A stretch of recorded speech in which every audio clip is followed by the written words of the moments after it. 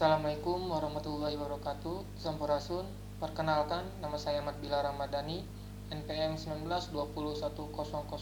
Di sini saya akan menjelaskan tentang public budgeting atau keuangan publik.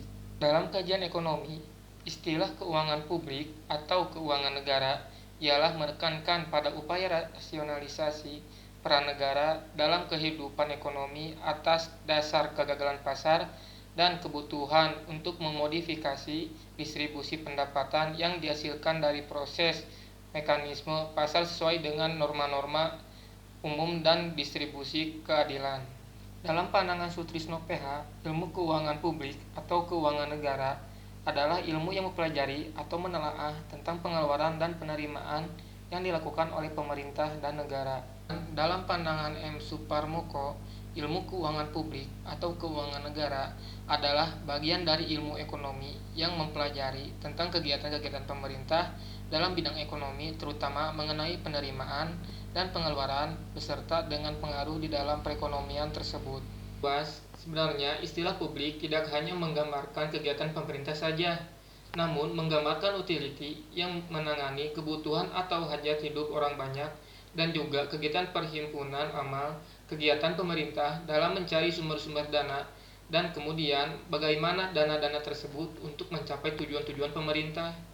Pemerintah Indonesia perlu mengambil kebijakan untuk mengatur pengelolaan anggaran dengan mengatur sumber pendapatan dan disalurkan untuk kesejahteraan negaranya.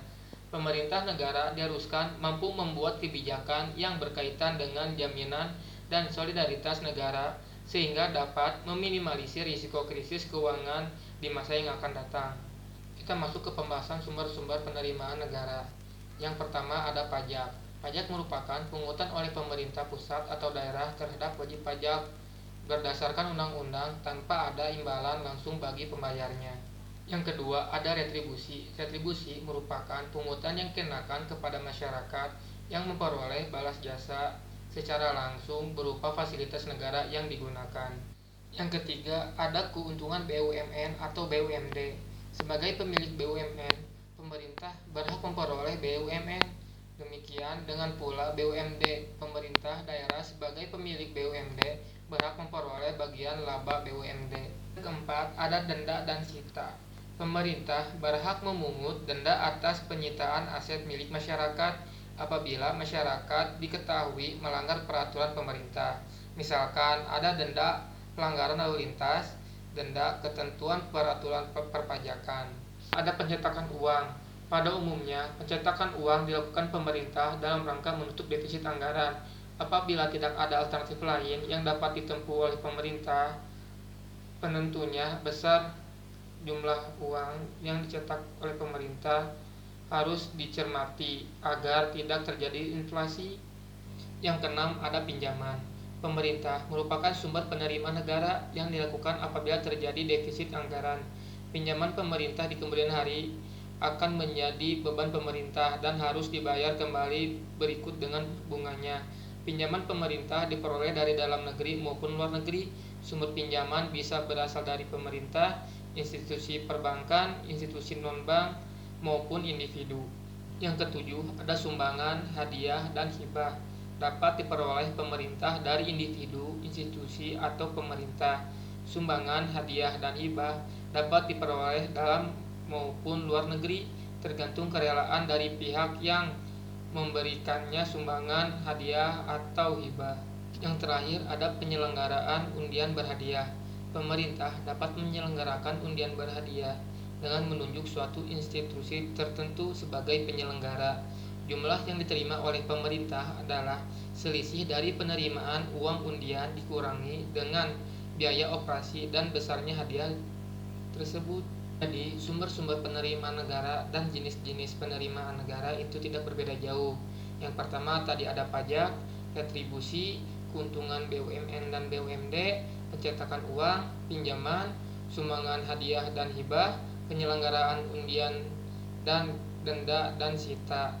Dalam pembahasan yang terakhir, dalam analisis kasus public budgeting tingkat daerah atau nasional, contohnya adalah pendapatan asli daerah Kabupaten Kediri, kemandirian pemerintahan Kabupaten Kediri masih relatif sedang karena pemerintahan daerah masih sangat tergantung kepada pemerintahan pusat.